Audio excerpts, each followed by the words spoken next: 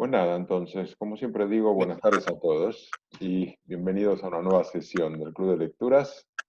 Hoy va a ser la segunda sesión de debate del libro Contagio de David Quammen y vamos a tratar tres capítulos. El cuarto dedicado al SARS, el quinto a tres zoonosis de origen bacteriano y el sexto a lo que es el fenómeno de los virus en su conjunto, ¿no? Bueno, comenzando con el capítulo del SARS, que se llama Cena en la granja de ratas. David Quammen comienza el capítulo contando que a principios de 2003, el virus del SARS, que significa síndrome respiratorio agudo severo, embarcó en un avión en Hong Kong y viajó hasta Toronto, para luego expandirse a Singapur, Vietnam, Tailandia, Taiwán y Pekín, apuntando desde el inicio del capítulo a subrayar el papel clave que juegan los humanos globalizados en la expansión territorial de los virus. Justamente una de las primeras víctimas del virus fue un reputado parasitólogo italiano que había realizado importantes trabajos para la OMS. Su muerte... ¿Qué tal, Luis? Bueno, damos la bienvenida a Lucila y Virginia, que acaban de entrar. Este parasitólogo se infectó y murió muy rápidamente en Bangkok, a donde había ido a atender a un congreso de su especialidad, y esto le dio un especial eco al nuevo patógeno, ¿no? Que no se sabía qué era. Desde Hong Kong, el virus también llegó en avión a Pekín. Se despegó con 120 pasajeros, uno de ellos estaba tosiendo todo el tiempo. Cuando aterrizó ya eran 22 los contagiados, algo que pudieron ver después, ¿no? Lo que terminó derivando en el contagio de 400 sanitarios en 70 hospitales de la ciudad. Es decir, evidentemente era un patógeno hipercontagioso. Y bueno, el SARS tiene dos factores que lo hacen especialmente grave, justamente su alto grado de infecciosidad y una letalidad muy superior a las formas habituales de neumonía. El SARS surgió en la provincia de Cantón, que es una provincia vecina de Hong Kong, y con unas costumbres culinarias muy peculiares, en la que el gusto por los animales exóticos es una señal de identidad. El rastreo de los primeros casos llevó a concluir que el origen de la infección provino de la manipulación de carne de animales salvajes. Los síntomas del SARS son dolor de cabeza, fiebre alta, escalofríos, dolor corporal, tos fuerte y persistente, expectoración de flemas sanguinolentas y destrucción progresiva de los pulmones, que provoca falta de oxígeno y conduce a la muerte por fallo multiorgánico. ¿Qué tal, Antonio? Es una enfermedad altamente contagiosa, sobre todo entre el personal sanitario, siendo el proceso de intubación de pacientes el momento más propicio para dichos contagios. En la crisis del SARS, todo el personal médico terminó equipándose como lo vemos hoy frente a la COVID-19. Al principio de la epidemia se desconocía cuál era el factor de infección y se denominó a la enfermedad como un síndrome. Se asimilaba a una forma de gripe hiperagresiva. El hecho de haber vivido 6 años antes la crudeza de la gripe aviar hacía que ciudades como Hong Kong fuesen especialmente sensibles ante la posibilidad de una nueva epidemia.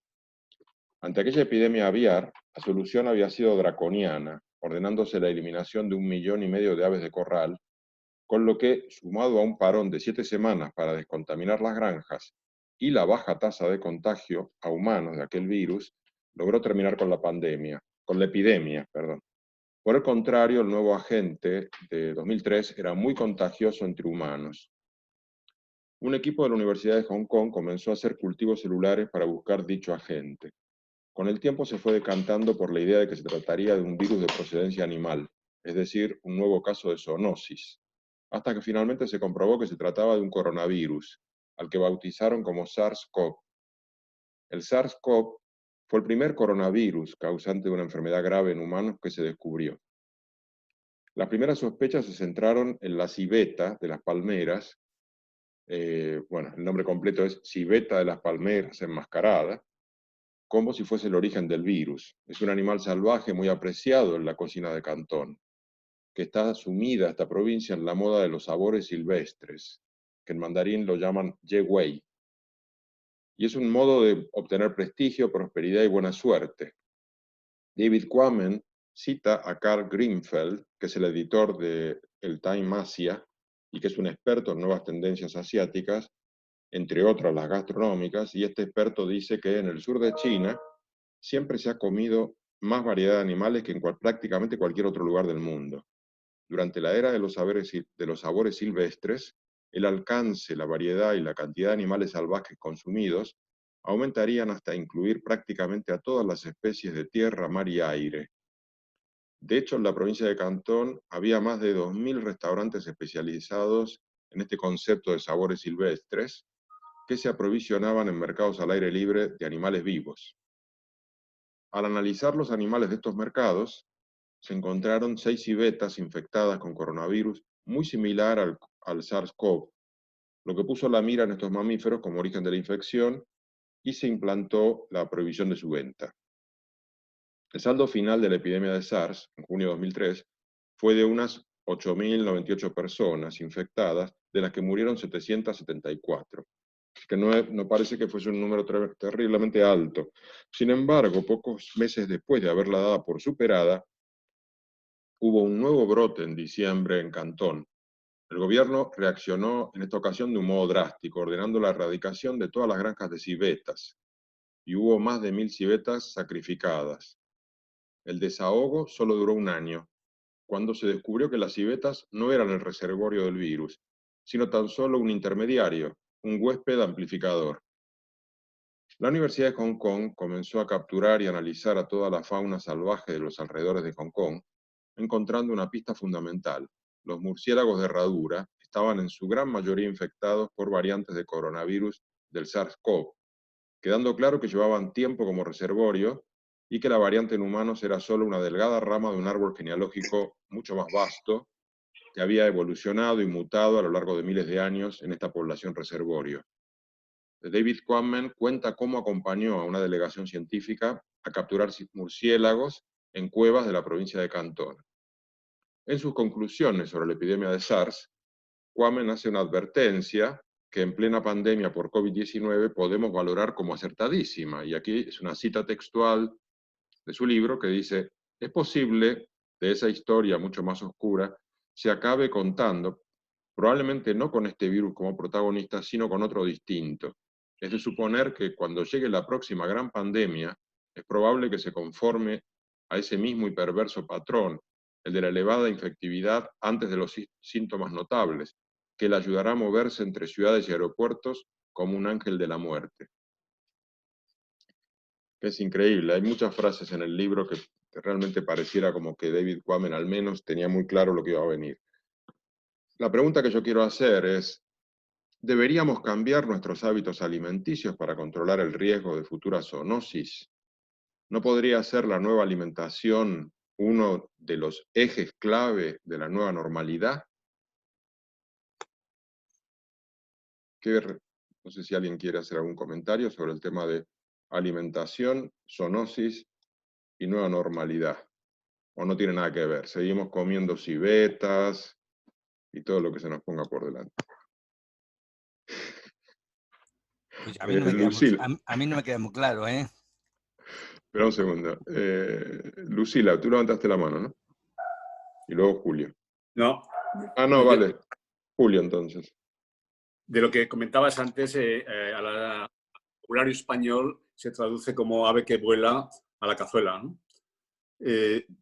Pero bueno, la verdad es que a mí me impresionó mucho la parte del capítulo que dedica a las costumbres culinarias de la región de Cantón, porque, en fin, es fuerte, es fuerte. Se te quitan las ganas directamente de comer carne, de ningún tipo, porque en fin, todo les gusta. Todo tipo de animales están bien. Yo creo que, y lo señala también el autor, pues tiene que ver con bueno, pues, el hambre que se ha pasado en aquel país durante muchas décadas, ¿no? Y al final la gente hubo de recurrir a todo lo que... Toda fuente de proteínas era buena para alimentar, ¿no? Y eso yo creo que ha sido la base de una costumbre que al final han dignificado con esa excelencia para la comida salvaje y bueno, pues sin tener en cuenta pues todo lo que había detrás de eso, que era pues eso, la fuente de la zoonosis.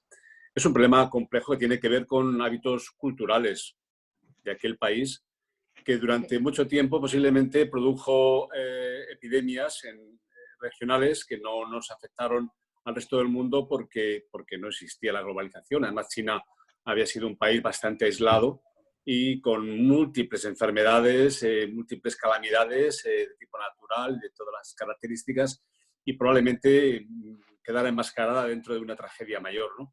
Lo que ocurre es que ahora las cosas son distintas. Lo que ocurre en China tiene una trascendencia inmediata en el resto del mundo y probablemente todo esto ha influido en la crisis actual.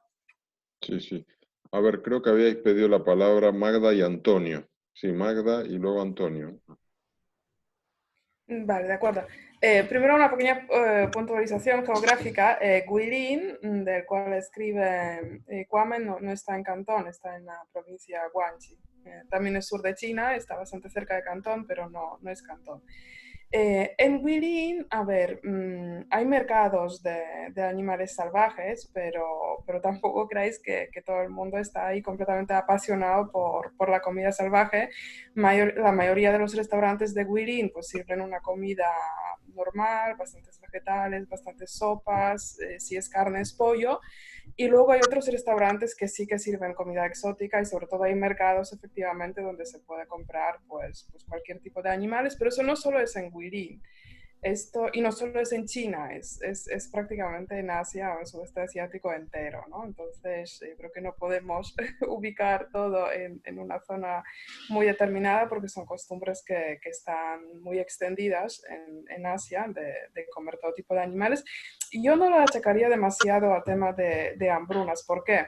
Porque hay otra costumbre en China también relacionada con las comidas y relacionadas con hambre que habían pasado pues, en la época de Mao, y es tener la comida en abundancia, que no quiere decir comida salvaje. O sea, en un restaurante chino, los chinos piden muchísima comida para que sobre. Yo cuando fui con los chinos a los restaurantes chinos, pues en China, porque aquí no esta costumbre no está tan extendida, pero en China sí, y pedíamos cosas pues más o menos calculando lo que íbamos a comer y nuestra amiga china pedía más y digo, pero déjalo, que no vamos a comer tanto.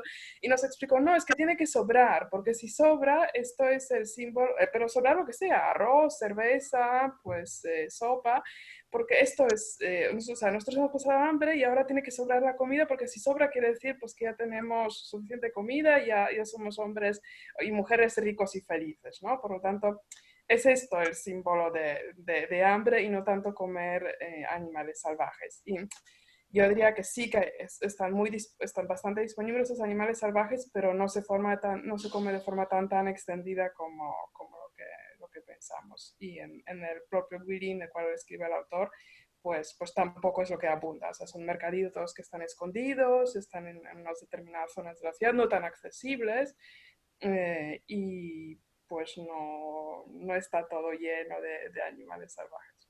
Bueno, simplemente eso. Muy bien. Antonio. No se me ha ocurrido hacer una selección del mercado de Guilin, que estuve hace unos 10 años por allí. No está escondido. El mercado de Guilin está en el centro de la ciudad, de la más importante, y es enorme y tiene fama con razón.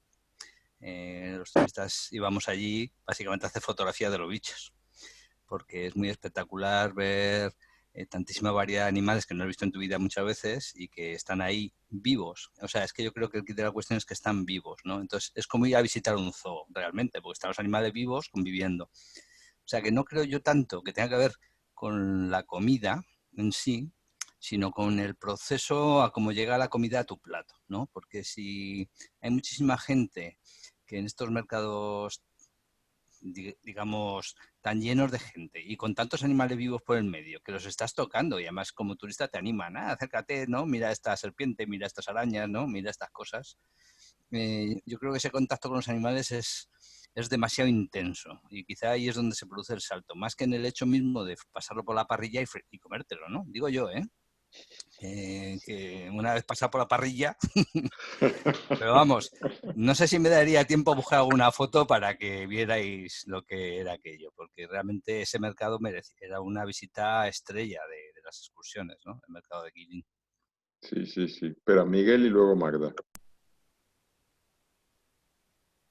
Sí, pues bueno, a mí me ha gustado sobre todo la parte que más he leído de la cena de las ratas de bambú y tal.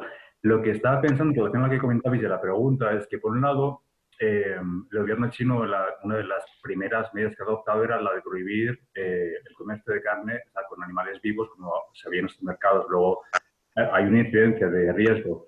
Es verdad lo que dice Antonio, a lo mejor no tiene que ver tanto con el animal en sí, como, por ejemplo, como decía en el libro, que se almacenan en cajas, se apilan, entonces las heces de un animal caen sobre el resto, entonces puede saltar de una especie a otra, y si encima hay murciélagos, que parece que son la fuente de todos los virus, pues ya ni te cuento.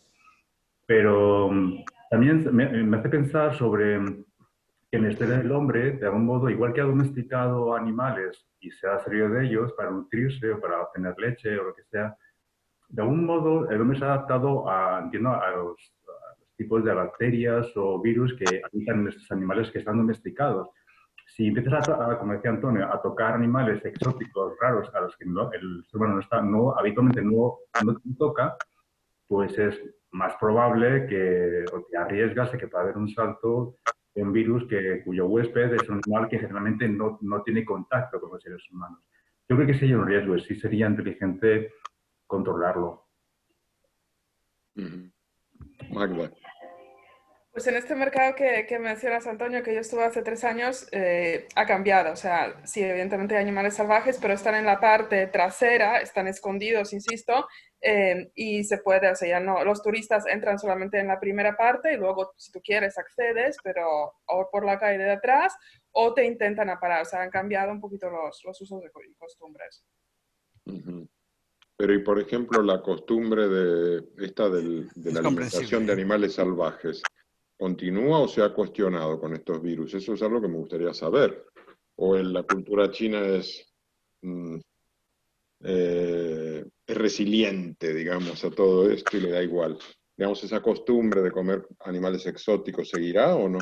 Yo creo que la costumbre sigue, pero es menos extendida, ya no está tan de moda, ¿no? Y sobre todo entre la gente joven, que la gente joven está mucho más concienciada, mucho más occidentalizada, entre comillas, y es lo que hace cambiar, pero lógicamente los animales salvajes están ahí, pero ahora están pues un poquito más escondidos y a la gente ya no presume tanto, ya no son tan fácilmente accesibles y desde luego ya no son tanto para los turistas como antes. Supongo que ahora ya no animan tanto a que los toques, a que te acerques, porque pues hay toda una serie de especies que ya directamente no se puede comercializar, se sigue comercializando de forma ilegal y otras que sí se puede, pero ya no está tan bien visto como antes. Pero bueno, de ahí a erradicarlo por completo, pues queda mucho aún, creo. Sí.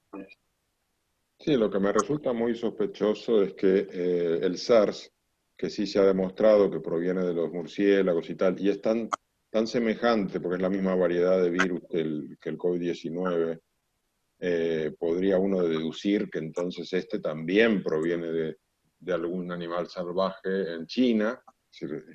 Pareciera que todo eso sería lo lógico, ¿no? Es decir, que el mismo motivo que tuvo para saltar en el SARS se puede haber dado ahora. Pero bueno, no lo sé. No sé las últimas novedades respecto al origen del actual. Bueno, si no tenéis más preguntas. Julio, sí. Sí.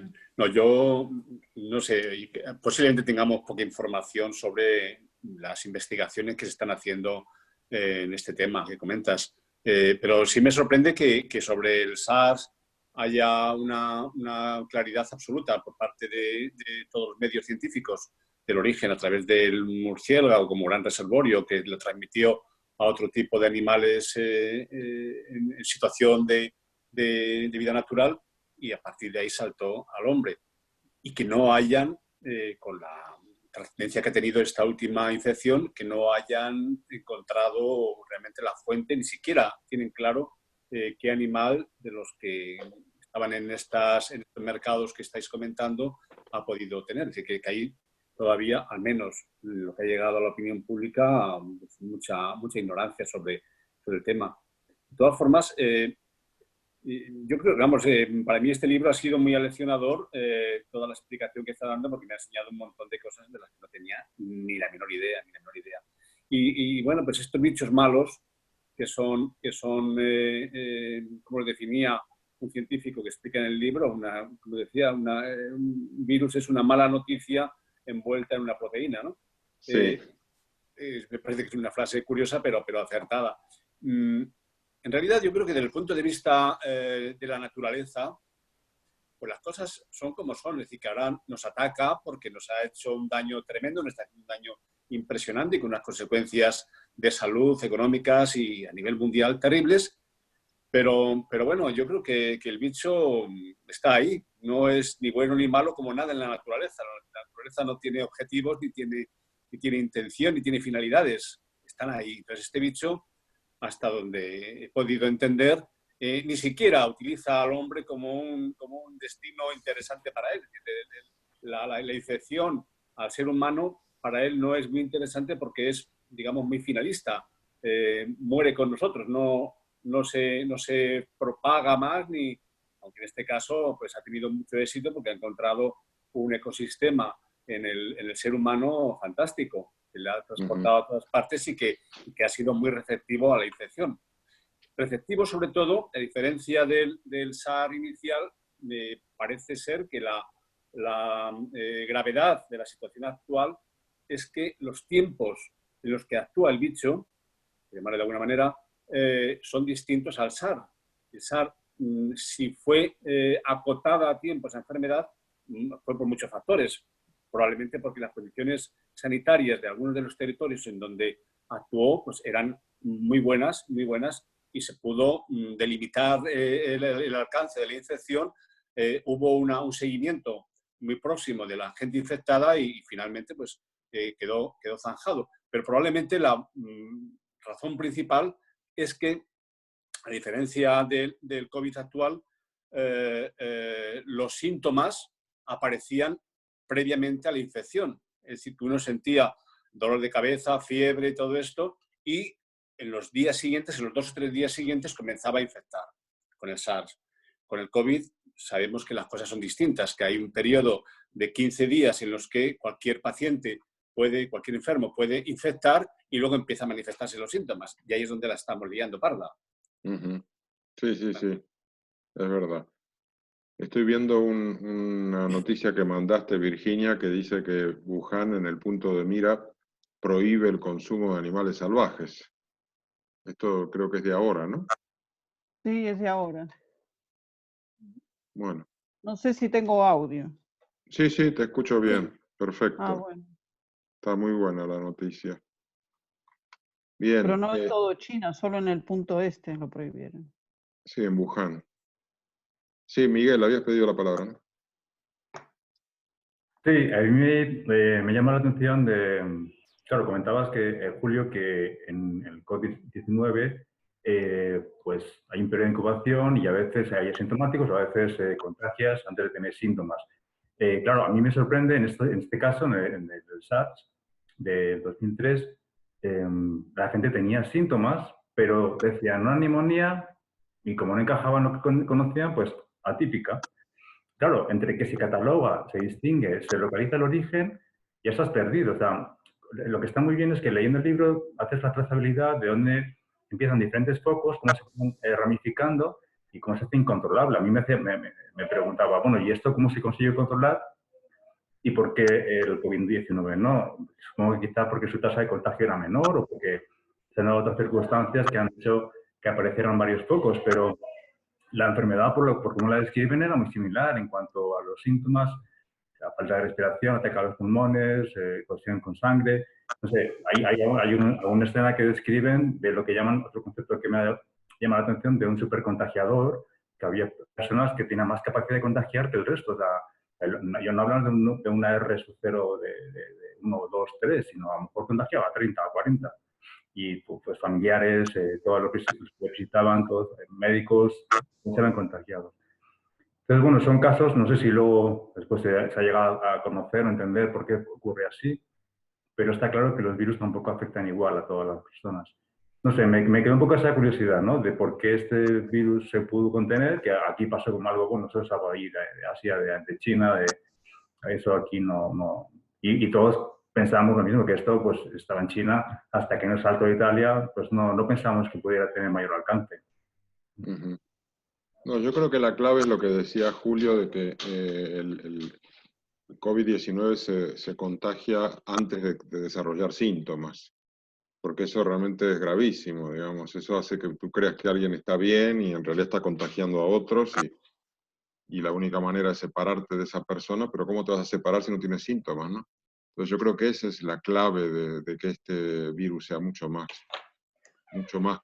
contagioso, creo yo, porque en el otro caso seguramente se podría aislar a la gente que empieza a estar mal, que tiene síntomas. O aislar o naturalmente te aíslan, ¿no? Porque si ya estás malo te quedarás en tu casa. En este otro caso creo que no. Y luego una cosa que decías, Julio, de por qué en este caso todavía no se ha descubierto el origen y demás. Hay una cosa que dice David Quammen, que es que cuando hablaba del ébola en algún capítulo, que mientras está la pandemia o la epidemia, no hay dinero para investigar el origen ni nada, se está atendiendo la emergencia. Y yo creo que aquí también todo está orientado a atender la emergencia y ahora empezarán a salir estudios y iremos teniendo información, quiero pensar, en la medida que puedan investigar. Y porque tampoco es que lo del SARS lo descubrieron en el instante. No sé, supongo que habrán trabajado a posteriori para descubrir que el reservorio era el murciélago de Herradura y tal. No sé en qué momento lo habrán descubierto, pero no creo que haya sido todo ipso facto. Tú pedías la palabra, ¿no, Julio? Sí, comentar otro tema que a mí probablemente sea de lo que más puede importar en la situación en la que estamos en este momento en España y en el resto del mundo, ¿no? Es decir, este hombre, el autor, Quammen, deja muy claro que todo esto, en fin, tenemos una información muy amplia, por lo menos los especialistas. Desde luego, él en más de un sitio dice que en fin, que lo que vendrá, tú lo has comentado antes, que el SARS pasó, pero en algún momento vendrá el ángel de la muerte arrasando por todas partes. Ya ha venido. Yo creo que los datos fundamentales desde el punto de vista de infectabilidad, de expansión de estos virus, los datos generales, yo creo que están más o menos latentes entre los expertos. Está, digamos que es una muerte anunciada.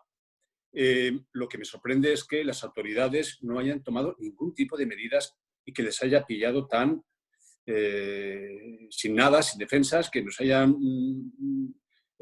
producido una situación tan dramática como esta, sabiendo que esto podía pasar ahora, dentro de 10 años, pero que estaba cantado que pasaría y sin ningún tipo de medidas de precaución, y ni siquiera de material, de mascarillas, de guantes, de los sistemas más elementales de protección que haya sido este desastre que todos hemos conocido, ¿no? Sí, sí, estoy de acuerdo.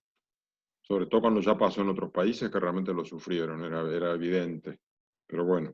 Sí, Antonio. Sí, yo podría comentar que lo estuve escuchando, porque hay un debate muy intenso en Francia, ¿no? Sobre el tema este del equipamiento, ¿no?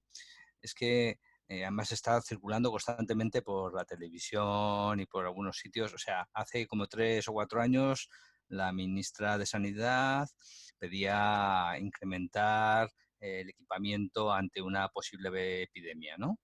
Y por recortes, o sea, a esa ministra de Sanidad la llegaron a echar y realmente no se repusieron las mascarillas ni los equipamientos de los hospitales y se había reducido una barbaridad. O sea, que fue una orden directa del Ministerio de Sanidad que mandó reducir el stock en este tipo de cosas.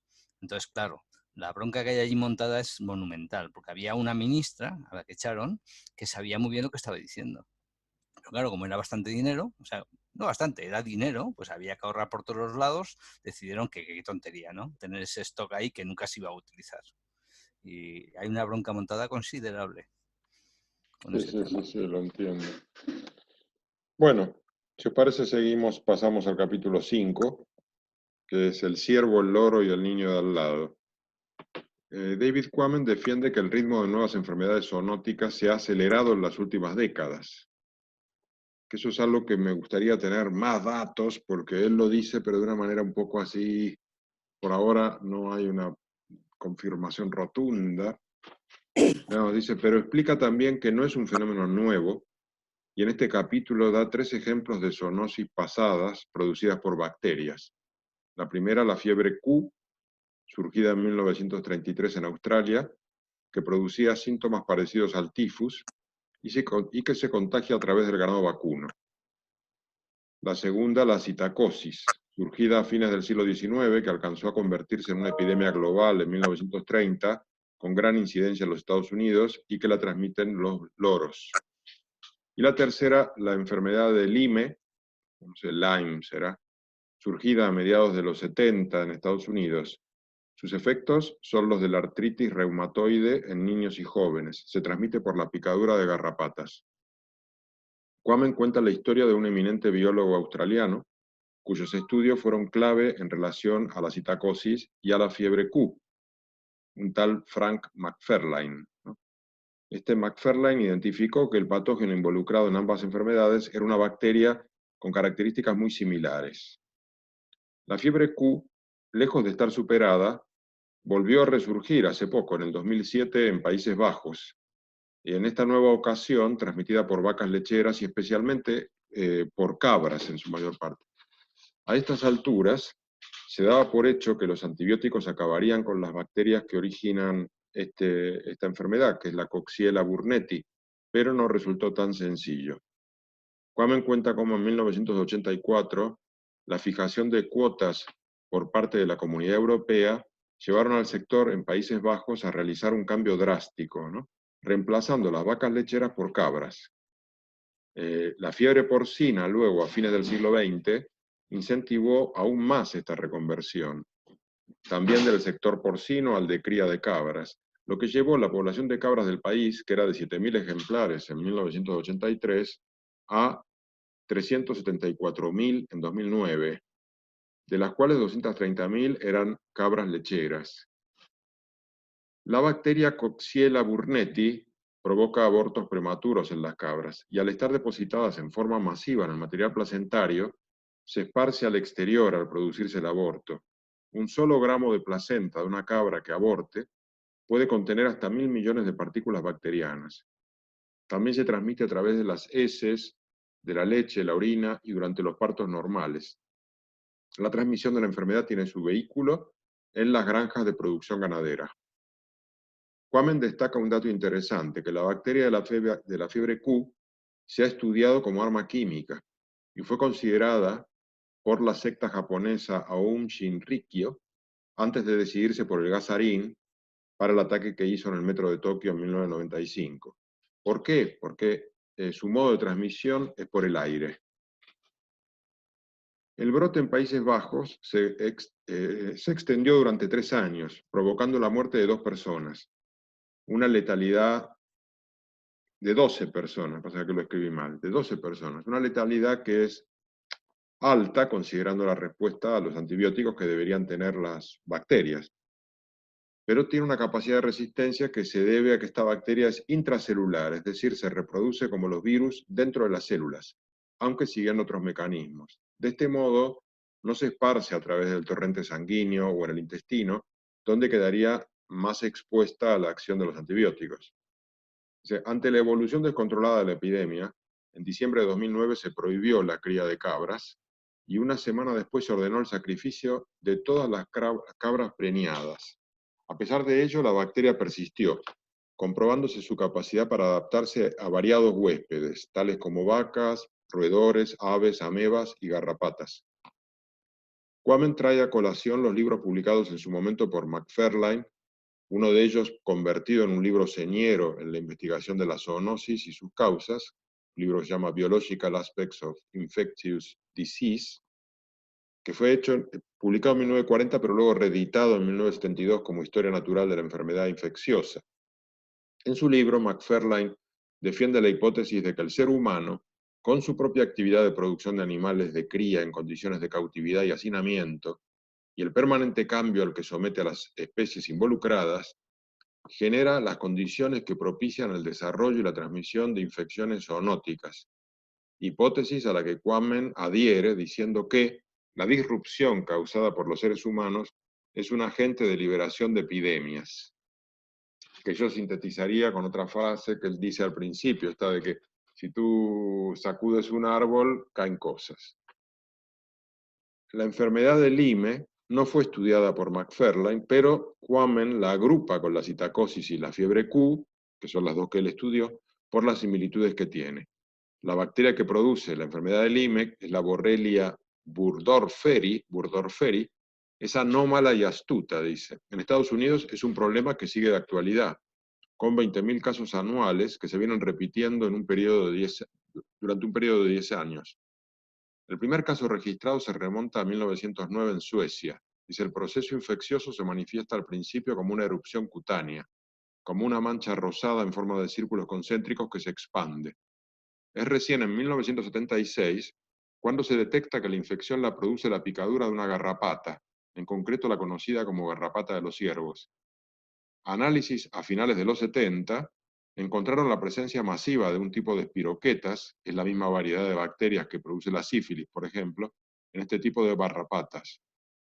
Una primera reacción errónea ante esta comprobación llevó a la exterminación a tiros del 70% de los ciervos en uno de los focos de infección, la isla de Cape Cod, y luego en todo Massachusetts, Maine, Connecticut y New Jersey. Un error que se demostró garrafal cuando se vio que la población de ratones de la región estaba igualmente infectada con esta espiroqueta y que eran los ratones el verdadero reservorio y vector. Quammen cita a Rick Osfeld, investigador clave de la ecología de la enfermedad de Lyme, al que pudo entrevistar en sus oficinas de New York. Y este dice, cualquier enfermedad infecciosa es, en sí misma, un sistema ecológico.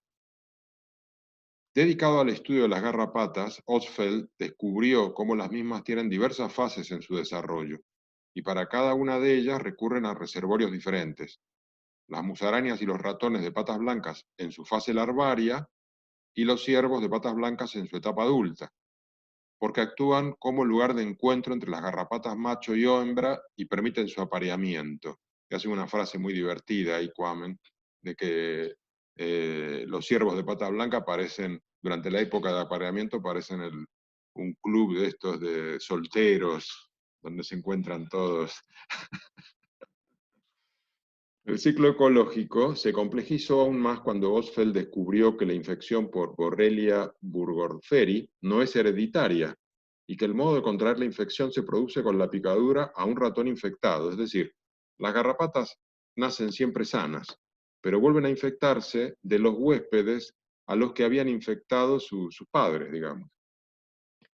Osfeld analizó también la evolución de la cantidad de infecciones anuales, demostrando que al aumentar la población de ratones en los bosques del condado de Dutchess, en el estado de Nueva York, por el aumento de la producción de bellotas, porque es una temporada en la cual hay más lluvias, aumentaba la cantidad de casos en humanos de la enfermedad de Lyme.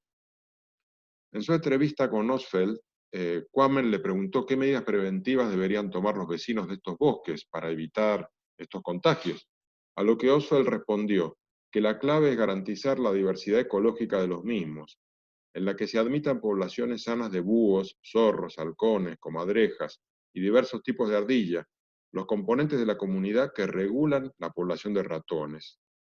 El recorte y la mutilación de áreas protegidas es el desencadenante de desequilibrios ecológicos y foco de zoonosis en humanos. Y dice Osfeld, sabemos que pasear por una pequeña arboleda es más peligroso que caminar por un bosque extenso cercano. Entonces ahí yo quería hacer una pregunta. Decía, ¿quién es más patógeno? ¿La Coxiella burnetii, que es la bacteria de la fiebre Q? ¿La Borrelia burgdorferi, la enfermedad de Lyme? ¿La clamidia psittaci de la citacosis? ¿O el ser humano? Pues ya, la verdad que ya no tengo clara cuál es la respuesta. Tengo ganas de decir que es el ser humano.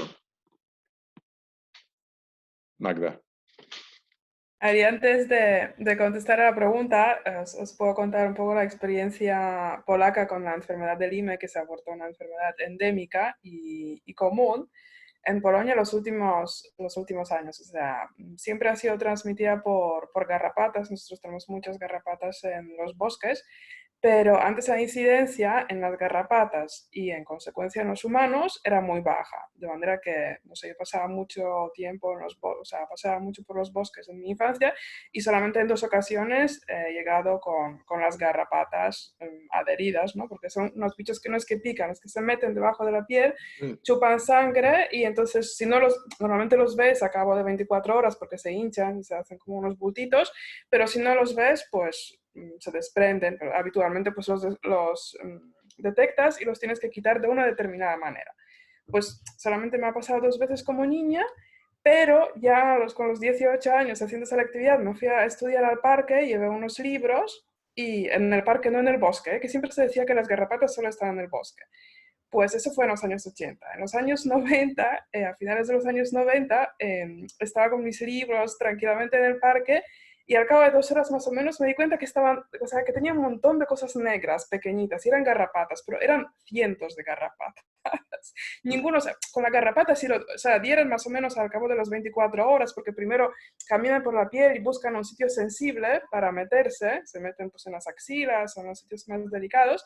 Entonces, si te miras bien después de regresar al bosque, te sacudes, pues no pasa nada, no es que pican, se meten. Pues no me ha pasado nada. Pero en aquella época sí que había la enfermedad del Lyme, pero la incidencia pues era bajísima. Hace 4 o 5 años las garrapatas ya invadieron no solamente los parques, pero los jardines. Y la incidencia del Lyme en garrapatas ha llegado a ser 85%.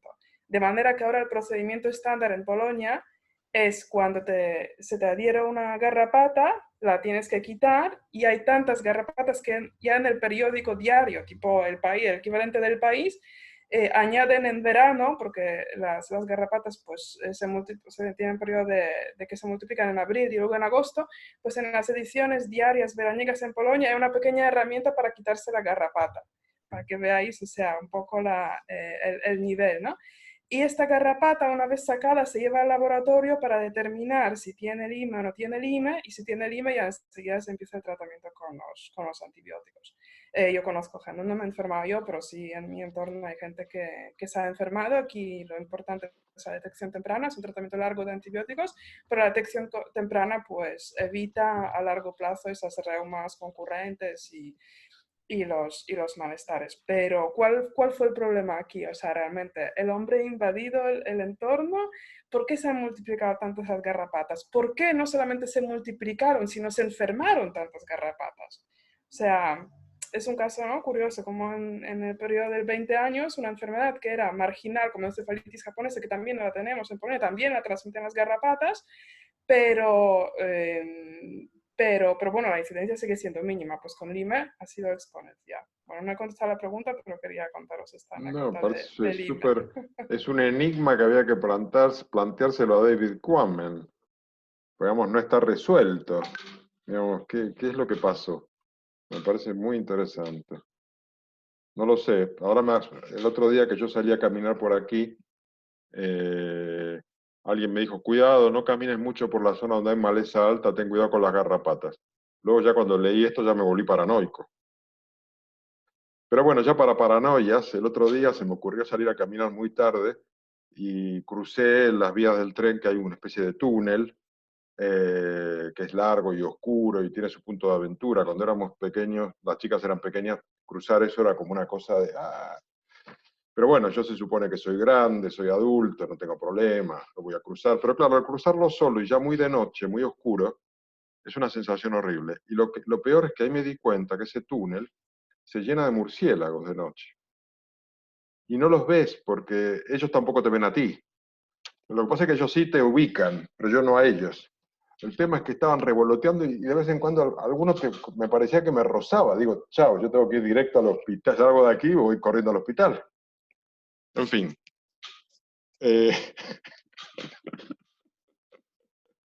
Bueno, no sé si tenéis algún comentario más a esto. Al final nadie me ha dicho si el más patógeno son estas 3 bacterias o el ser humano.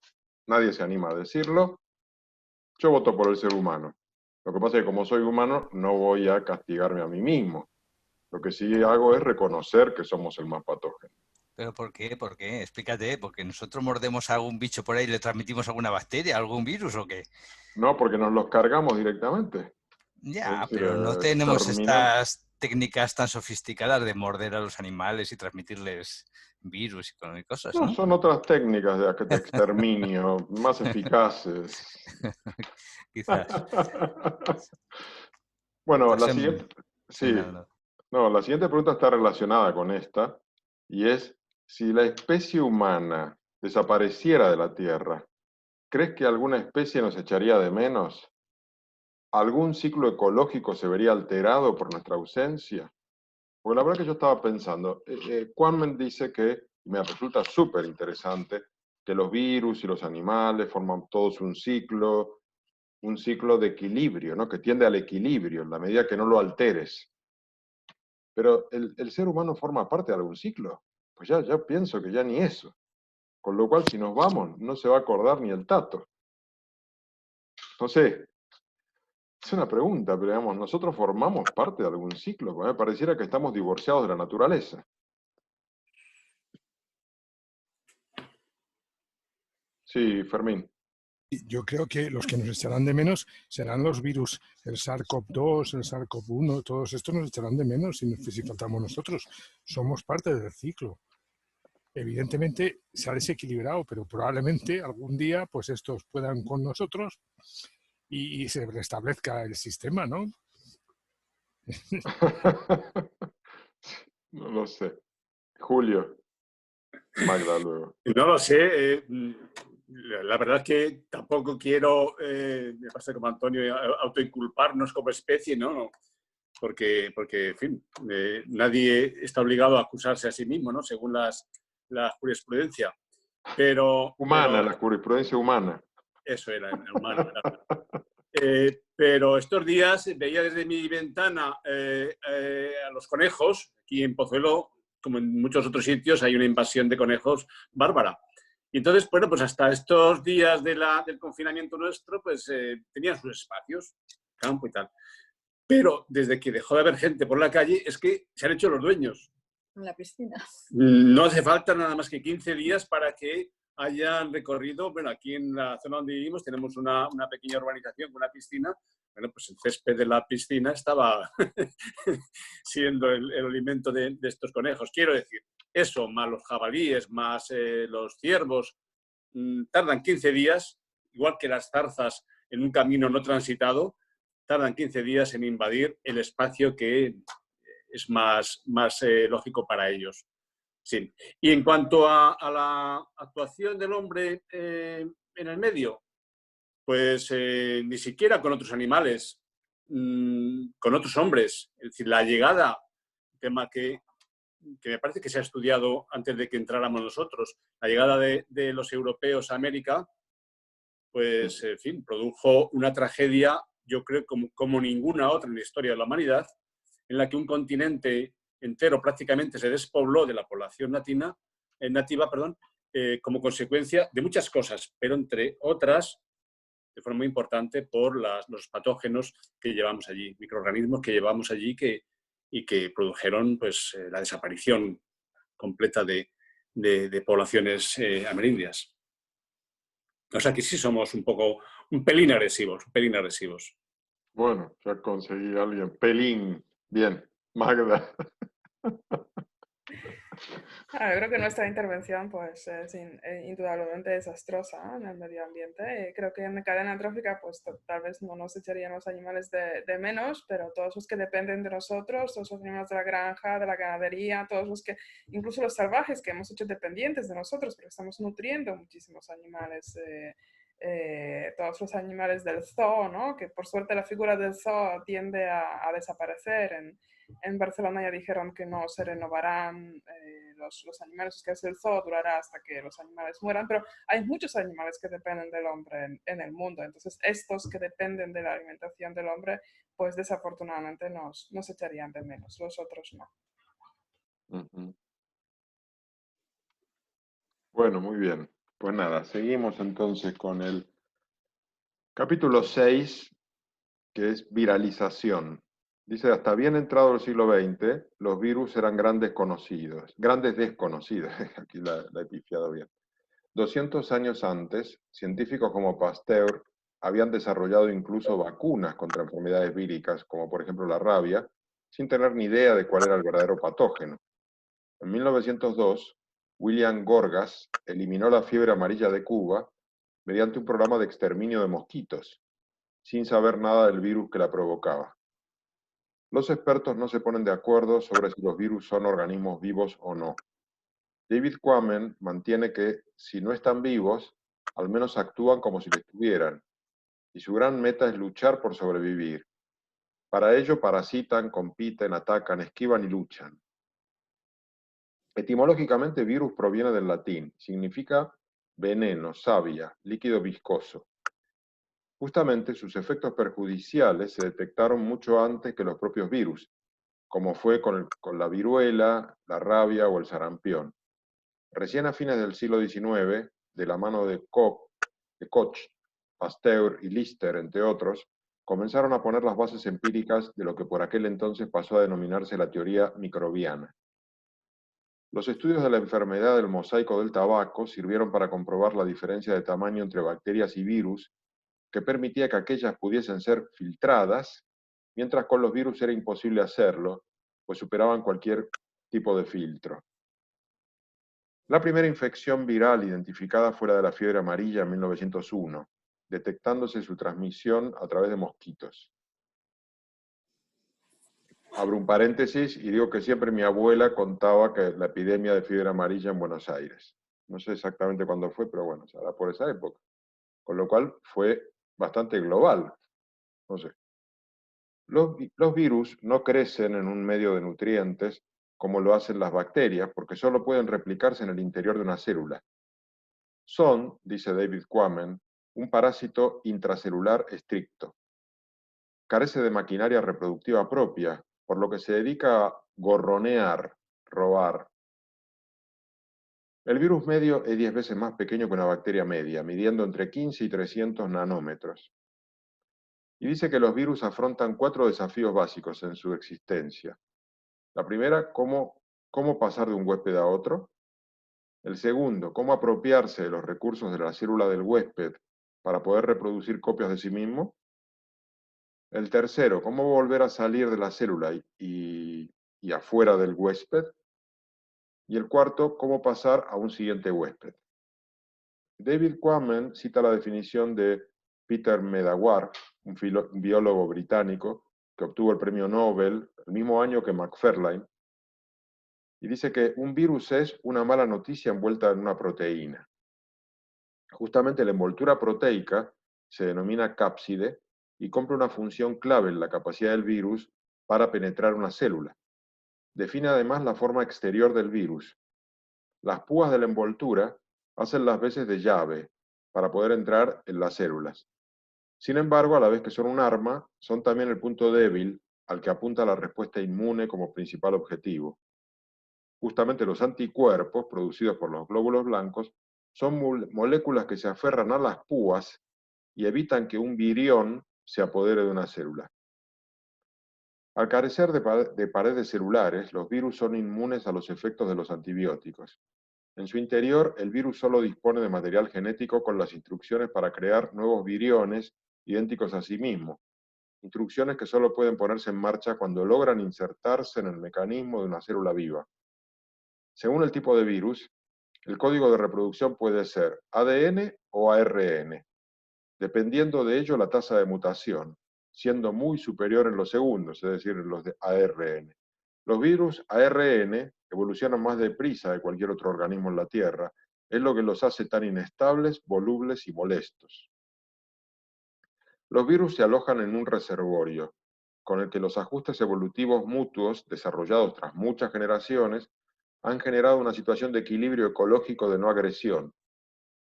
Cuando el virus logra saltar otra especie, el equilibrio se rompe, pudiendo producir efectos inocuos, de malestar moderado, o convertirse en un auténtico azote para la propia vida del nuevo huésped. David Quammen cuenta la historia de William Brebner, un joven científico norteamericano que murió tras ser mordido por un mono macaco, mientras trabajaba con él en el desarrollo de una vacuna para la polio. Más tarde se logró identificar el patógeno como un herpes virus, el herpes B, con una letalidad del 70% en los infectados a lo largo del siglo XX. y que es transmitido únicamente por macacos y que afectó principalmente a personal de laboratorios. Un caso semejante se repitió hace más poco, en el 97, también en Estados Unidos, cuando una investigadora recibió una salpicadura en el ojo de una sustancia corporal de un macaco y terminó muriendo a las pocas semanas. David Quammen cuenta su experiencia en el bosque de monos de Sanghe, en Bali, uno de los muchos santuarios, y aquí me corrijo porque había puesto sintoístas, pero Magda, tú me indicaste que era hinduista, poblados de monos en libertad, donde un matrimonio de antropólogos estadounidense, Egel y John Engel, había decidido investigar el salto del herpes B de macacos a humanos. El análisis de la colonia de monos había dado un resultado rotundo. El 100% tenía anticuerpos del herpes B.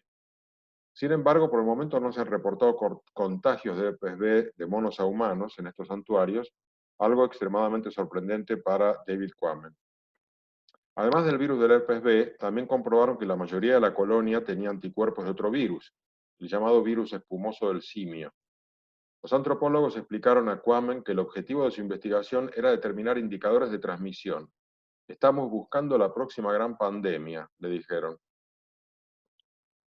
Bueno, Quammen destaca que el asunto de la próxima gran pandemia es un tema recurrente entre los epidemiólogos, que lo lleva a analizar las pandemias del pasado. Entre ellas destaca la del SIDA, que ya ha causado 30 millones de muertos y mantiene a 34 millones de infectados vivos ahora mismo. También la de la polio, y la mayor de ellas, la conocida como gripe española de 1918-19. Más atrás en el tiempo es notorio el efecto devastador de la pandemia de viruela entre los aborígenes americanos con la llegada de los conquistadores. O más atrás, la peste negra, que se cree que fue peste bubónica en realidad, entre 1347 y 1352 y que acabó con un 30% de la población europea. Ahora que contamos con antibióticos, no cabe duda, dice Quammen, que la próxima gran pandemia será provocada por un virus. Los dos aspectos que marca el mayor o menor éxito expansivo de un virus son la transmisibilidad y la virulencia. Él los llama el yin y el yang de la ecología vírica. Queda claro que los virus que son capaces de transmitirse por el aire logran mayores índices de transmisibilidad, como los de la gripe, el SARS, o añadí yo ahora mismo el causante de la COVID-19. SARS. También es un SARS, pero no sé cómo se llama. SARS. SARS-CoV, algo así. 2. Ah, vale. SARS-CoV-2. SARS-CoV-2, bien, gracias. Los enterovirus se transmiten por la vía oral fecal y los virus hemáticos a través de la sangre con la ayuda de un vector, normalmente un insecto. En este último caso, el virus debe tener la capacidad de adaptarse a dos organismos muy distintos, el del vector y el de los huéspedes destino. La transmisión sexual también es adecuada, a su vez, para aquellos virus que son incapaces de tolerar el ambiente exterior a los cuerpos que infectan, es decir, que prácticamente no salen y pasan de uno al otro. También hay virus que se transmiten verticalmente, es decir, de madres a hijos.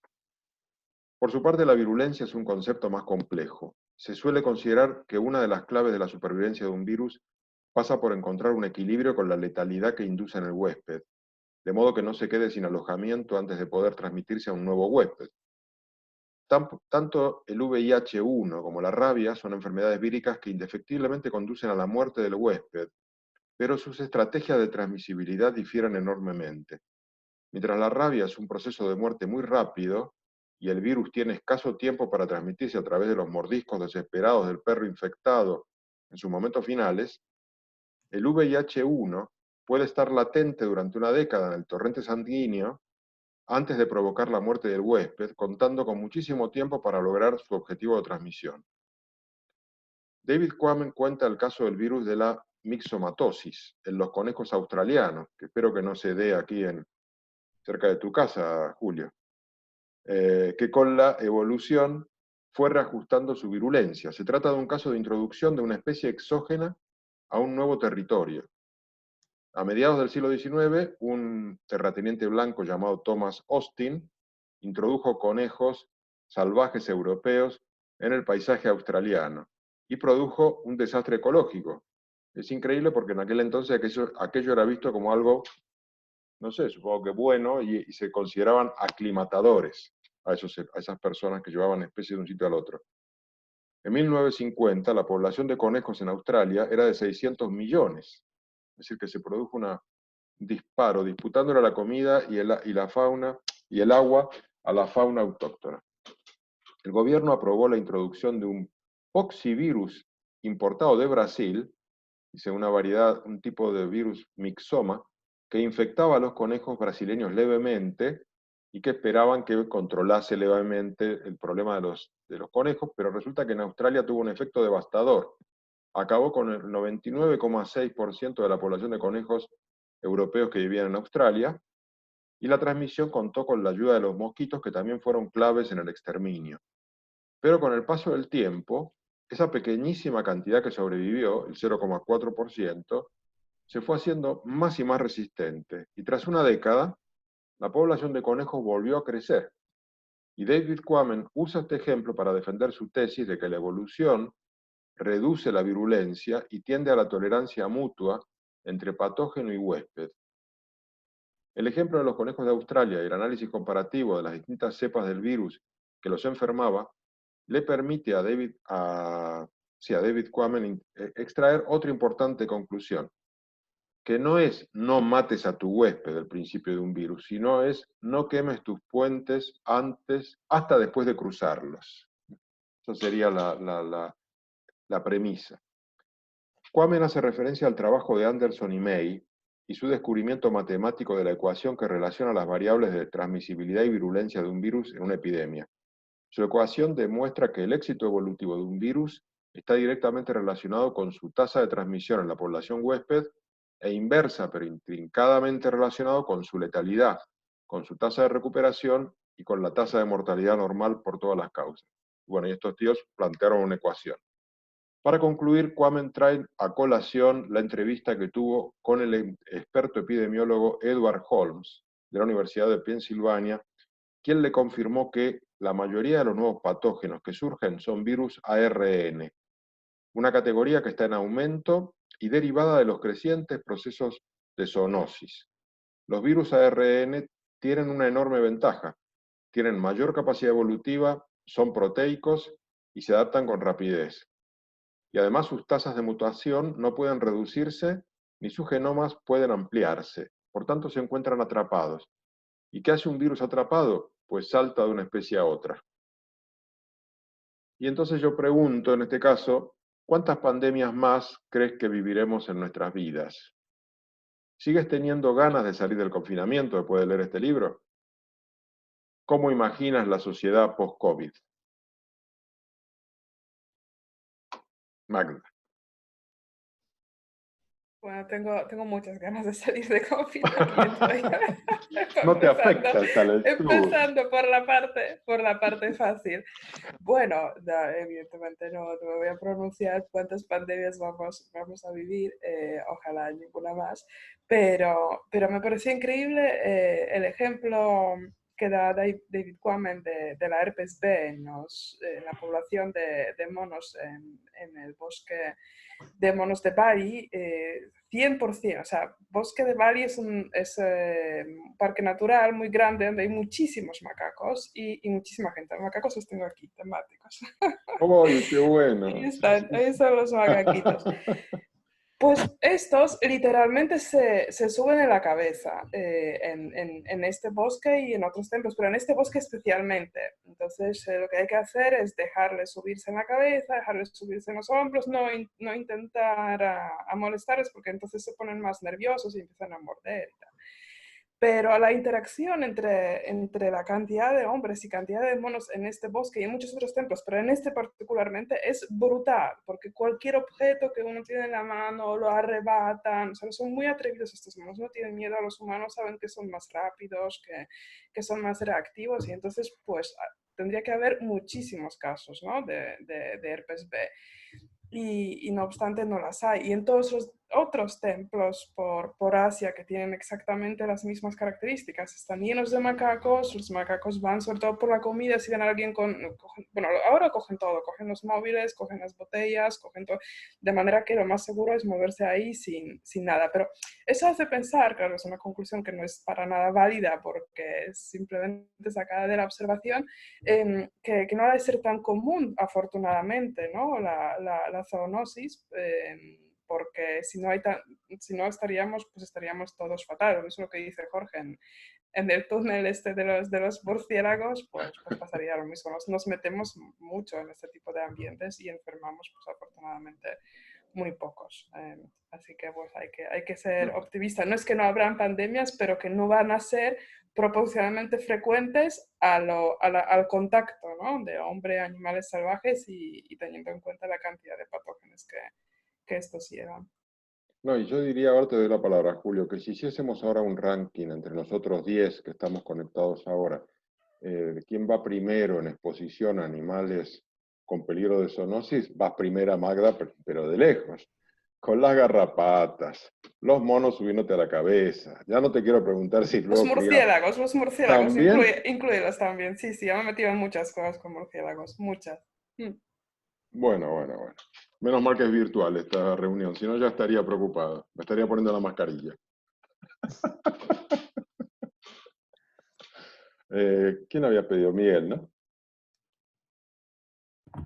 Nada, sí, con lo que has notado más que me he acordado, en Cabarce, ¿no? Es un zoo, digamos, abierto, es un entorno muy bonito ya de por sí, cerca de Santander, que recomiendo visitar. A mí los zoos me dan pena porque los animales se les ven muy encerrados, ahí tienen un poco más de espacio abierto.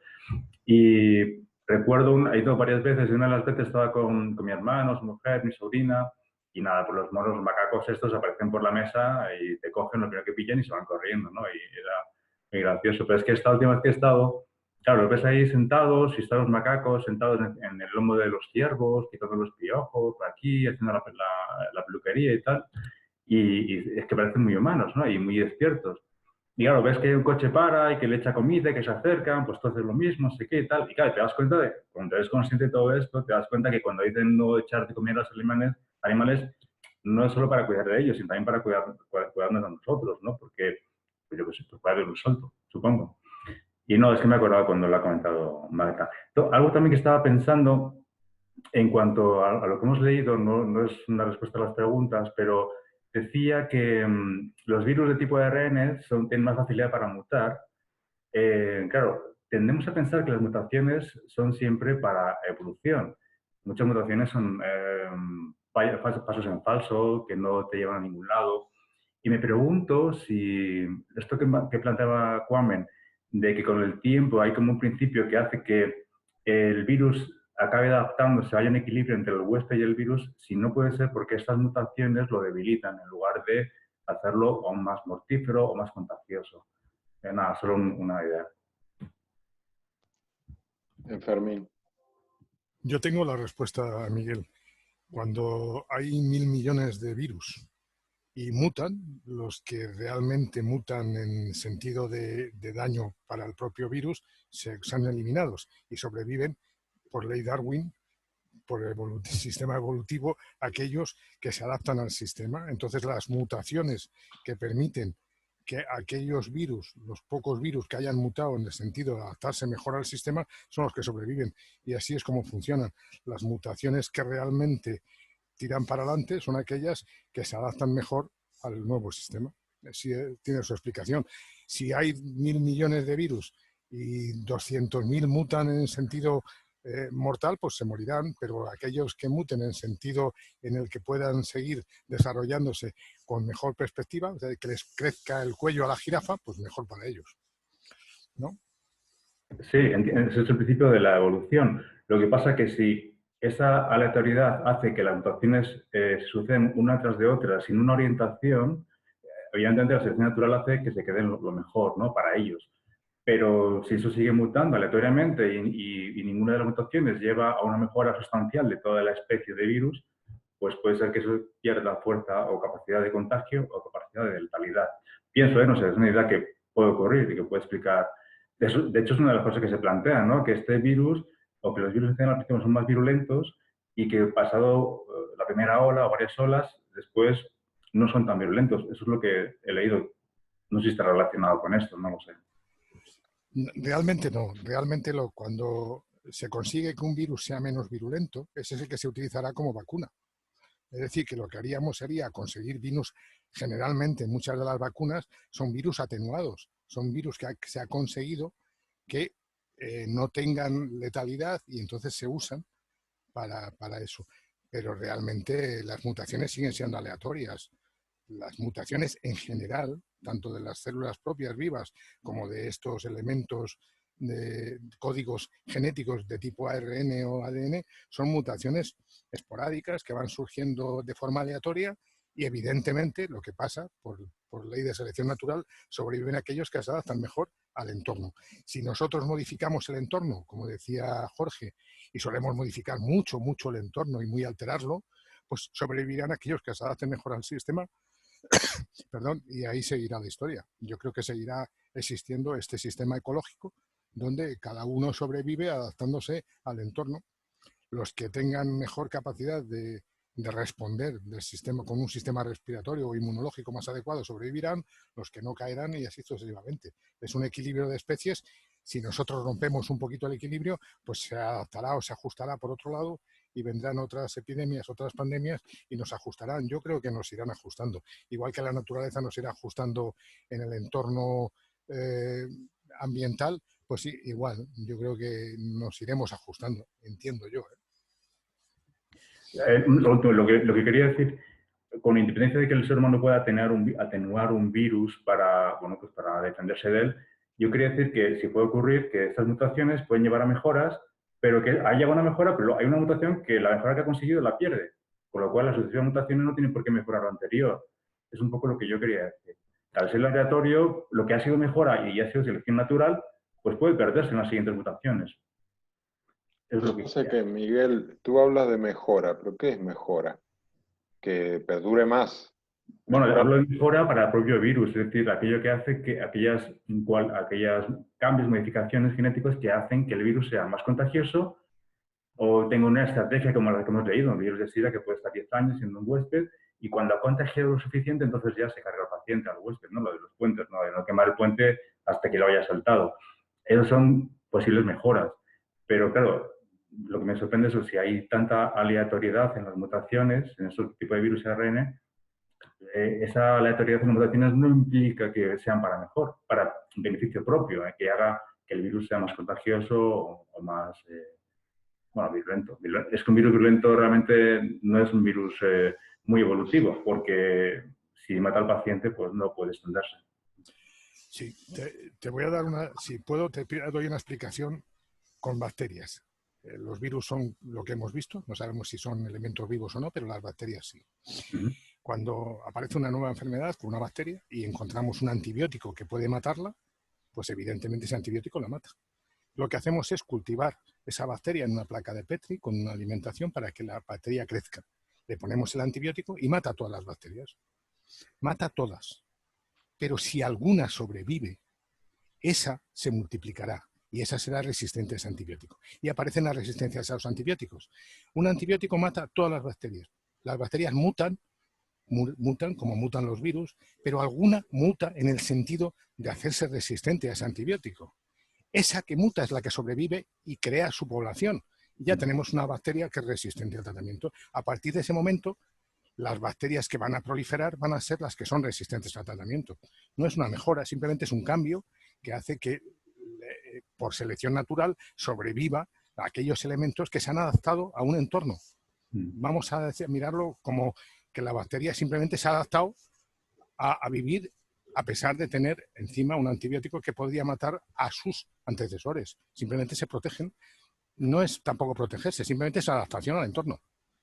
¿No? Sí, aparte como lo que ocurría con los conejos de Australia, ¿no? Que después de perecer o extinguirse el 96%, 99,6%, ese que quedó fue resistente a la mixomatosis y de igual modo que un virus o una bacteria puede hacerse resistente, también otras especies pueden hacerlo, por el mismo principio, entiendo, de selección natural.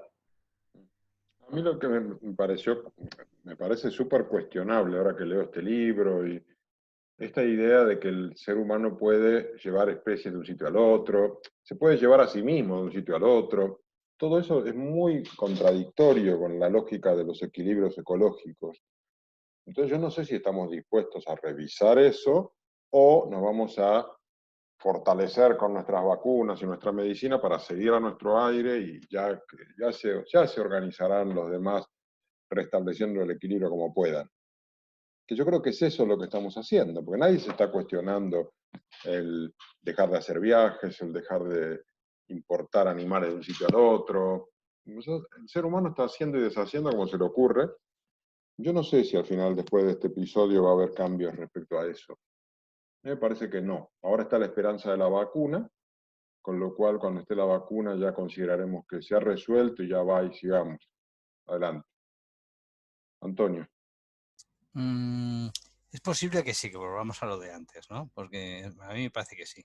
Pero escuchando a Madga, que me hace mucha gracia, pues se ve que es una chica viajada. Cuando viajas por ahí a sitios un poco, digamos, salvajes, pues te ponen una batería de vacunas, pues te inflan, ¿no? A pinchazos. Y de paso, pues te llevas alguna pastilla que otra de tratamiento. Pero te arriesgas. Dices, bueno, yo voy allí, ya me cuidaré, me lavaré las manos, me ducharé, mantendré la higiene, no comeré nada que me den en los mercadillos. O sea, los turistas que yo también he viajado por ahí, ¿no? Acabas teniendo unos protocolos para intentar olvidarte de la cantidad de cosas que puedes pillar, ¿no? Pero lo que ha cambiado esto es que son las mismas personas las que te pueden contagiar. O sea, que te metes en un avión o te metes en un autobús y mientras no haya un tratamiento, el problema no es que vayas a la India y te metas en las cuevas y trates con los macacos. O sea, es que el problema es que te metes en un avión con 300 personas que están respirando y que alguna puede estar expulsando por aire acondicionado los virus, ¿no? Entonces, yo creo que volveremos a la misma cuando tengamos una vacuna para este o un tratamiento bueno, ¿vale? Pero realmente vendrá otra y nos volverá a tocar otra vez, porque realmente lo que nos está jodiendo, a mí personalmente, es el trato con las otras personas. O sea, hay cantidad de turistas, entre los que yo me incluyo, que me he metido en sitios que no me debería haber metido, porque me podía haber traído cualquier cosa. Y la tasa de gente que viene con enfermedades tropicales, que le llaman tropicales, pero pueden ser sobre todo virus y cosas de estas, ¿no? Y bacterias y gusanos y cosas de este estilo, es bastante alta, ¿eh? O sea que, en fin, y lo de la malaria, pues hay montones de... Lo que pasa es que, bueno, para algunas hay tratamientos, ¿no? Te puedes traer la bilardosis y, bueno, pues al final pues te pueden tratar. Te puedes traer un gusano no sé qué, una infección intestinal, pero todo eso, digamos que hay algunos tratamientos. Pero el miedo a viajar yo creo que va a estar más en no poder estar con la gente que en otra cosa, ¿no? Pienso. Sí, lo que pasa es que no creo que... Sí, creo que nadie se va a replantear el hecho de viajar, pero en realidad quizás habría que hacerlo. Porque esta locura de las vacaciones en los sitios más exóticos, de meterse en cualquier sitio y demás, al final te convierte en un vector de posible transmisión de infecciones. Sí, sí, completamente cierto, ¿eh? Completamente cierto. Y no sé si no debería revisarse eso y decir, oye, mira, vamos a calmarnos. Nuestras vidas van a ser vidas más locales. Viajes, hoy no, mañana. No sé, es decir, Sí, quizás tengas razón, ¿eh? Julio, y luego Magda. Perdón, Magda, porque le estoy diciendo en contra de tu hábito viajero. Julio. Te doy ahora. Perdón, que me cargo el sistema. Bueno, comentas, Jorge, lo de los viajes. Yo personalmente creo que en ese aspecto no vamos a cambiar mucho. Que todos los elementos que juegan en el entorno del mundo económico del turismo pues están haciendo una presión tremenda para que esto se restablezca en los términos anteriores. Nadie se está cuestionando el modelo turístico y volveremos a invadir las calles de Barcelona, de Venecia o de cualquier otra ciudad de la misma manera salvaje que lo hemos estado haciendo hasta ahora. Pero aparte de este tema antiecológico, yo creo que el turismo es una agresión tan brutal al ecosistema mundial, si se puede decir de esta manera, pero no es el único. Es decir, el mismo número de los que somos, los 100.000 millones de personas que estamos en el planeta, pues yo creo que es una cifra totalmente antiecológica. La economía que generamos en cuanto a la producción ganadera, por ejemplo, pues es tan brutal que bueno, pues rompe cualquier elemento que podamos hablar de un mínimo equilibrio natural. No lo sé, podemos hacer una lista muy larga de los aspectos en los que el ser humano interviene de una manera perversa en el equilibrio mundial. De manera que cuando surgen enfermedades como la que tenemos ahora, o la que surgió hace años con las vacas locas, o tantas otras, pasadas y por venir, pues no lo sé, creo que es una respuesta modesta a lo que estamos haciendo como especie. No lo sé si en algún momento habrá algo tan severo como las pandemias de la Edad Media, ¿no? de la peste, etcétera. Pero desde luego, por probabilidades hay muchas. Y los antibióticos pues son un elemento más. Es decir, ¿qué estamos consiguiendo? Pues la próxima vacuna que haya contra el coronavirus hará que nos relajemos en todos los aspectos. Volveremos a ser turistas, volveremos a consumir, seremos también pues usuarios de todos los servicios que ahora están en cuestión, comeremos carne como está mandado, etcétera, etcétera. Es decir, yo creo que vamos a cambiar poco y estamos inmersos en un sistema del que nosotros somos o seremos las próximas generaciones quienes paguen las consecuencias. Magda, y creo que tú también, Pilar, habías pedido luego, ¿no? Sí. Primero, Magda. Vale. No, bueno, yo reconozco evidentemente que la forma de viajar constantemente a larga distancia y hacer de esto un vicio, pues es absolutamente insostenible y reconozco que es un estilo de vida que se tendría que revisar, que yo personalmente tendría que revisarlo. A ver, para mí quitar los ciertos viajes es así, sería así de triste como quitar los libros. O sea, son mis dos pasiones que me costaría muchísimo, pero lógicamente me estoy planteando, y no tanto por el miedo. Yo creo que lo que decía Antonio es verdad que nos chutamos un montón de vacunas al viajar lejos, o los tratamientos antimonárquicos y todo esto, y los sprays antimosquitos tropicales, pero los primeros días es cuando tienes mucho cuidado y te tomas todas las prescripciones, te lavas las manos. El segundo te lavas un poco menos, el tercero no te lavas nada. El cuarto te metes donde no te deberías meter. Eso es lo que desafortunadamente pasa. Y bueno, no sé qué hacer contra ello. Yo desde mi defensa diría que yo me hubiese quedado realmente, o sea, viajar no es ver, para mí, no es ver millones de sitios lejanos, sino es que es conocer de alguna manera pues algunas culturas y también sitios naturales. Yo me hubiese quedado en el primer sitio, en la primera aldea remota, en una selva que visité, que me impactó muchísimo, y ahí me enganché hasta tal punto que me cuesta dejarlo, ¿no? Y ya no os digo el primer contacto que tuve con animales así salvajes en directo, que no fue en un sitio tan remoto, que fue en montañas en Polonia con los osos, pero luego me encontré un rinoceronte en otro sitio y eran unas sensaciones tan increíbles que me dieron demasiado chutes. Tendríamos que regresar a la lectura de Kandel. Me dio demasiado chute de adrenalina, de dopamina, perdón, como para no, al menos no pensar en ello. No sé, es una cosa excepcional. O sea, un contacto con la naturaleza verdaderamente, pues, no tan intervenida por los humanos como puede ser la selva, es una experiencia que a mí me caló tan hondo que me costaría decir, hoy no lo volveré a repetir en la vida, porque realmente pues lo tenía previsto para este verano ir a Amazonas, lo cual no iré. pero es una cosa que me marcó tanto que me encantaría. Y quedarme ahí, o sea, quiero decir, ir ahí, a lo mejor pasar un año, 2 o 3, no sé, estar ahí un tiempo, vivir otra vida, en definitiva. Bueno, muy interesante. A ver, Pilar. Yo creía que esto sí que nos iba a servir de reflexión y en algunos casos de un momentito para hacer cambios.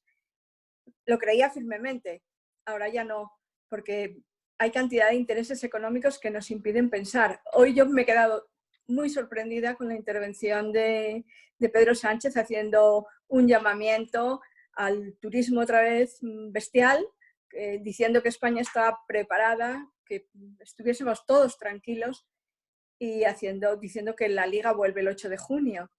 Entonces, no sé, yo me he preguntado, ¿para qué ha servido todo esto? Si lo primero y lo más importante, el primer llamamiento es que la Liga vuelva y que el turismo tiene que volver, es que hay unos lobbies tan poderosos que no nos van a dejar pensar ni en el medio ambiente, ni en la sanidad, ni siquiera en la felicidad de cada uno de nosotros, ¿no? Sí, Antonio. Pilar, por mucho que digan los lobbies que permitan la apertura de los negocios, está en el miedo de la gente ir o no a los sitios, ¿no? Entonces yo creo que no van a conseguir lo que pretenden. O sea, habrá muchas empresas de turismo que se van a hundir, no porque haya una ley que impida pasar de una provincia a la otra, de un país al otro, sino porque no va a haber nadie que quiera ir, ¿no? Mientras no se controle la epidemia, ¿no? O no se tenga un tratamiento adecuado para la enfermedad o una vacuna. Entonces, no sé, a mí lo de Sánchez por las presiones es porque los empresarios sueñan con que pueden recuperar el negocio. Pero yo pienso personalmente que se van a topar con una realidad muy cruda y vamos, las leyes no van a impedir, no me van a obligar a mí a ir, vamos, personalmente. Sí, bueno, a mí el otro día que hicimos un think tank dedicado a turismo post pandemia, claro, eran invitados muy del sector, de empresas importantes del sector, eran todos muy optimistas, nadie se salía de su rol de intentar transmitir optimismo y confianza. Fue un poco, la verdad que preocupante, porque me parecía como que evidentemente no hay otro camino que el volver a lo que ya teníamos. Y en el medio de ese think tank, otro compañero de este club, que a veces se conecta, Jorge Bonifaci, se conecta desde Buenos Aires, me mandó un WhatsApp con un anuncio de Copa Airlines, que no sé bien de qué país es, de algún país latinoamericano, con los precios con los que están saliendo ahora, que son precios demencialmente bajos, ¿no? Estos son para viajes desde Buenos Aires, pero por ejemplo, Buenos Aires-Miami, $318. Buenos Aires, Cancún, 355. A Estados Unidos, $400. México, 378. Son unos precios que están, no sé, un tercio de lo que podrían ser lo normal. Claro, antes que nada van a hacer todo tipo de cosas y puede que la gente enganche con ese tipo de ofertas. Estaba viendo que el otro día, por ejemplo, Sicilia tiene una campaña de reducir un 50% los precios de los alojamientos a los turistas que vayan. Bueno, se están tomando medidas que pueden ayudar a que la gente diga, bueno, mira, sí hay riesgo, pero si no lo aprovecho ahora no voy a conocer nunca Sicilia. Ahora voy entonces. Y puede llegar a ser un desastre y volvemos a lo mismo de siempre y encima haciendo un rebrote del virus a lo burro. Pero bueno, dicho eso, no sé, ya nadie quiere hablar, nadie quiere levantar la mano. Sí, Fermín. Sí, yo pienso que volveremos a lo de antes. Decía Antonio que iba a ser difícil que él cambiara de opinión. Yo creo que el humano olvida sobre todo las cosas desagradables. Recuerda los bonitos momentos, pero lo desagradable se acaba olvidando. Decía un compañero, cuando hacíamos rutas salvajes por las montañas, que el hecho de que no nos acordáramos de lo mal que lo pasamos la última vez que subimos nos permite volver a intentarlo. Yo creo que el hecho de que se nos olvide tan pronto los momentos desagradables y solo nos queden los buenos recuerdos hace que volvamos a caer en la misma historia. Yo creo que no se ha hecho nada por el cambio climático.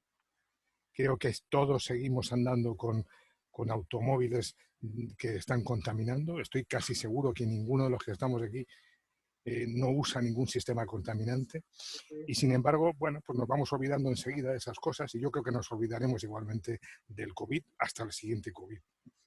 Yo creo. Sí, quería decir simplemente una cosa antes de darte la palabra a Magda, que hoy tuvimos un ejemplo palmario con el acto de Vox con 6.000 coches contaminando Madrid. Pero bueno, Magda.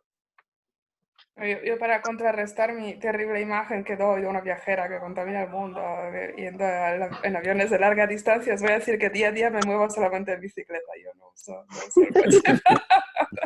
Eso solo en mi defensa, ¿no? Pero a raíz de lo que Vamos a dijo tenerlo en Fermín, cuenta. pero desafortunadamente no, desafortunadamente también creo que volveremos a las mismas andadas. Y solo nos queda ahora reflexionar al nivel individual, ¿no? El Estado y las compañías lo van a hacer por nosotras. En cuanto a los vuelos que comentaste, Jorge, no me parecen unas ofertas excesivamente agresivas económicamente. Level es una línea de low cost, viaja entre Barcelona y Sudamérica desde hace al menos un par de años, 140, 170 euros. Pues puedes ir a Buenos Aires o a San Francisco. Entonces, son las ofertas que ya están en la era pre-COVID. No los veo tan como campañas extraordinarias. Joder, la verdad que eso es, no sé. La próxima vez te voy a preguntar a ti. Bueno, igualmente ya no voy a ir más. Lo que haré serán videoconferencias. Yo tampoco, ya lo he pensado. Videoconferencias con Buenos Lo Aires. dejo. De hecho, mira, con mi familia en Buenos Aires hemos establecido unas sesiones de esto, de Zoom, todos los domingos a la tarde. Y mandamos el link a toda la familia que está en diferentes partes del mundo. A veces se conectan unos, a veces otros. Y esa es nuestra vida familiar. Y ya no cambiará. Yo creo que esa va a ser. Es decir, es una videoconferencia de Zoom. Yo antes iba a Buenos Aires, pero yo creo que por un tiempo largo me parece que no voy a ir. Yo sí voy a ir. Ah, bueno. Yo voy a ir a Buenos Aires y nosotros estuvimos, nuestros antepasados estuvieron viajando toda la vida, bueno, desde no sé cuántas hace generaciones, pasando de Europa a América, de América a Europa, y no creo que eso cambie. Vale. Pues nada. Antonio, ¿habías pedido la mano? No. O Miguel. Creo que es Miguel, ¿eh? Ah, Miguel. Nada, bueno, decir que estoy de acuerdo con lo que ha planteado Fermín sobre la montaña. Yo recuerdo cuando íbamos a Pirineos o a Picos de Europa, los primeros días que ibas con la mochila cargado con 10 kilos, 15 kilos, dices, pero ¿quién me ha mandado a mí meterme aquí a sufrir? Y luego más que sufrir, ¿no? Pero cuando ya pasa el tiempo y quieres, bajas, estás pasando un tiempo y recuerdas estar allá arriba, las pistas, los circos, los lagos, y no te acuerdas de lo que sufriste. Luego, ¿qué pasa? Que en este caso todavía no hemos superado el virus, quiero decir. Cuando el virus esté superado, con vacuna además, no tengo dudas, y en un sentido negativo, que volveremos a... El hombre es un ser humano, o sea, el ser humano tiende a olvidar, a no aprender y a volver a las malas costumbres. Entonces yo temo que no aprenderemos nada de esto. Pero mientras eso ocurre durante este año, claro, te puedes relajar, pero te estás exponiendo. Es decir, no seas durante este año, supuestamente que al año habrá una vacuna, los hábitos no van a ser igual que antes. Tiene que pasar tiempo. Habrá grupos que a lo mejor se relajen o haya rebrotes y puede que haya vuelta al confinamiento. Pero hasta que no haya una vacuna no creo que vuelva a ser como solía ser antes. Fermín y luego Julio. Sí, yo pienso, recordaba ahora mismo cuando la epidemia del VIH hubo un brote tremendo del póntelo, pónselo. Sin embargo, Dan Ariely nos contaba hace nada, en uno de sus experimentos, cómo la gente cuando estaba excitada se olvidaba absolutamente de todo. Es decir, yo creo que es cuestión de tiempo en que vayamos superando esta situación y que acabemos volviendo a lo mismo que hace 2 días. Es más, ¿os estáis dando cuenta lo costoso que es en este momento, con todas las muertes que hay, para que la gente vaya con la mascarilla puesta? Si no conseguimos, si cuando se suelta un poquito la mano, la playa de la Concha de San Sebastián se inunda de gente, la Barceloneta se llena y estamos en plena epidemia, o sea, si en el momento más álgido estamos así, ¿creéis que la gente no se va a olvidar rápido de esto? La verdad que pienso que como que el hombre tiene una capacidad tremenda para olvidarse de estas desgracias. Es mi opinión. Estoy de acuerdo. Julio.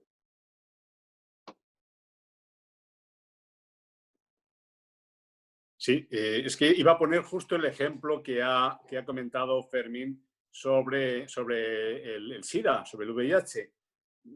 De manera que ha sido completamente oportuno y coincidente. Y es verdad, es verdad. Yo, bueno, lo he comentado ya, soy muy poco optimista en este sentido, pero el ejemplo terrible de lo que fue el momento más duro de la experiencia del SIDA a nivel mundial, que efectivamente pues, había un miedo a las relaciones sexuales del tipo que fuera y el uso del preservativo y no sé qué, no sé cuánto. En este momento, ¿qué hay de todo aquello? Hombre, siempre hay elementos que quedan, es verdad. Siempre hay elementos que quedan, un poco más de prevención y tal, pero un poquito solamente. Sí, pero Nos hemos quedado completamente de aquel drama y, bueno, pues el nivel riesgo en este momento lo está perfectamente asumido. Y creo que con el COVID va a pasar lo mismo. Pero porque está asumido porque se ve que hay un tratamiento que aunque sea muy costoso en nuestros países nos lo van a dar y bueno, si tienes la mala suerte de infectarte te darán los retrovirus y seguirás viviendo, será una penuria tomar medicamentos todos los días y estar controlándote todo el tiempo, pero más o menos seguirás vivo. Pero murieron 30 millones de personas, eso realmente me sorprendió el dato, pues yo no estaba al tanto. Y además es una pandemia, y es una pandemia que sigue activa. Lo que pasa es que, bueno, hay 35 millones de infectados que están tomando los retrovirus, algunos, otros no, porque viven en países que quién sabe si se los dan o no se los dan. Es decir, que es un virus que yo me acuerdo que cuando surgió se dijo, bueno, hay que calcular que la vacuna estará lista en un año. Me acuerdo perfectamente porque todos lo leíamos con mucha desesperación. Oye, a ver esto qué grave que es. Sí, sí, en un año va a haber vacuna. Ah, menos mal, qué bien, menos mal. Bueno, ya van 40 años y no hay vacuna. No hubo vacuna. Con lo cual, cuando ahora nos dicen, sí, más o menos calcula un año y medio, vamos a tener la vacuna. Yo no tengo confianza. Sí, puede ser que haya una vacuna, pero no sé qué efectividad va a tener. No sé si en el momento en el que salga esa vacuna ya habrá una cepa distinta y la efectividad sea relativa. No sé cómo van a hacer para vacunar a 7.000 millones de personas, porque las desigualdades son evidentes en todo el mundo. Si ahora mismo una de las potencias mundiales está por dejar de financiar a la única organización de salud global que tenemos, que es la que se ocupa de este tipo de cosas, de coordinar estas acciones, pues entonces vamos malísimo. Y si además tenemos ganas de salir y nos pasamos de usar la mascarilla y nos importa un cuerno y mañana vamos a la terraza corriendo, pues vamos a estar sufriendo con estos rebrotes, yo creo que bastante más de lo que nos imaginamos. Y bueno, no sé, te doy la palabra, Antonio, porque me estoy bajoneando. Sí, no, porque son muchas cosas. A ver, estamos hablando porque estamos todos intentando ver cómo viene el futuro, ¿no? Y está el recuerdo del dolor que se te olvida o el miedo que se te pasa, ¿no? Entonces, claro, depende del miedo que tengas, se te pasará o no se te pasará. Es probable que haya una recuperación del turismo entre la gente joven, ¿no? Porque la gente joven, o sea, lo jodido de esta pandemia, no sé si es jodido o es bueno, la verdad es que no sé muy bien qué pensar de ello. Es que hay segmentos de edad que no tienen miedo, o sea, yo lo veo por mi hija, ¿no? Que es que les da igual, digo, hombre, que también nos afecta, o a los niños, ¿no? Pero es como que hay unos que ya por nuestra edad, pues ya tenemos más miedo, entonces, pero lo curioso del tema es que si vemos la capacidad económica de la gente, y las posibilidades de gastar que puedan tener, efectivamente, el futuro, por hablar del turismo, puede ser muy extraño, porque los que más ganas tienen de viajar, a lo mejor no son los que tienen más dinero. Yo en mi caso, perfectamente, que estoy prejubilado, pues ahora tengo dinero, ahora es el momento de viajar todavía más, y ahora no me apetece hasta que le haya un tratamiento. Y en el caso de los jóvenes que se pueden animar porque no tienen miedo a contagiarse, pues a lo mejor no tienen el dinero, y encima con tanto paro, pues tampoco. Entonces, el futuro me parece que tiene muchas variables que van a entrar en juego a la hora de ver cómo va a ir el turismo en el futuro. Pero yo personalmente pienso que el turismo va a ir muy mal, por Muy más que mal. liberen las leyes, y en España la vamos a pasar muy, muy putas. O sea, porque tenemos ¿cuánto es? Un 10, un 15, un 20, no sé, un mogollón, ¿no? ¿Alguno de vosotros sabrá qué porcentaje del PIB es turismo? 12,5. 12,5. O 14, no me acuerdo. El otro día lo dije, se dijo, pero ahora me olvidé. 14 puede ser. Es una burrada, aparte es una vulnerabilidad que tiene España, haber apostado todo por una sola canasta, que al final depende de la capacidad de consumo, porque el turismo depende del consumo, y tener casi un 14% del PIB dependiendo de eso, y de 86 millones de visitas al año, que para que vuelvan van a tener que pasar, no sé, 5 años de limpiar la imagen que ha quedado muy dañada, porque incluso también el mantra de que la sanidad española era fantástica también queda tocado. Hay muchas cosas que va a haber que reconstruir y no va a ser tan fácil recuperar la atracción para que venga la gente. Miguel. Y ahora que lo mencionas, la proporción importante en la economía española del turismo, ese 10-15%, claro, yo he oído discursos en los que se plantea que por qué España no ha invertido en otros sectores, ¿no? Como el tecnológico, por ejemplo. Y uno de los argumentos que he oído, no sé si lo habéis oído también vosotros, es que la Unión Europea o los principales de la Unión deciden en qué sectores puede invertir cada país. Es decir, que a lo mejor que España hubiese querido invertir en industria o en tecnología, pues a lo mejor Alemania o Francia no le hubiera interesado. No sé hasta qué punto, es decir, como que ha habido cuotas y digo, bueno, pues España va a ser el agrícola turístico y bueno, algo sector, pero para producir coches, pero barato, ¿no? Es decir, la dirección está fuera. No sé hasta qué punto esas directrices de la Unión también impiden que bueno, se diversifique la economía española. Sí, sí, sí. No, la verdad que no lo sé. Pero mira, estaba mirando la presentación que hice en lo de turismo post pandemia y es el 14,3 la participación del turismo y los viajes en el GDP español. Pero lo más increíble es que el cuadro de los países que tienen más porcentajes de turismo o de turismo en su Producto Bruto son los más afectados por el COVID. Es decir, que hay una relación directa, podríamos poner los dos cuadros.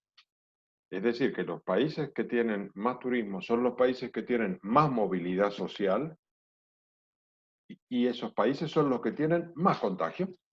Es que encima nos dedicamos a un negocio que es el que más vulnerable es en esta situación. Con lo cual no resulta fácil decir, oye, paren de viajar, porque si paras de viajar se para España. Es decir, España se basa en los viajes. ¿Es una cosa? En fin. Bueno, hable, Lucila. Espera, a ver, unmute, a ver, no te escucho.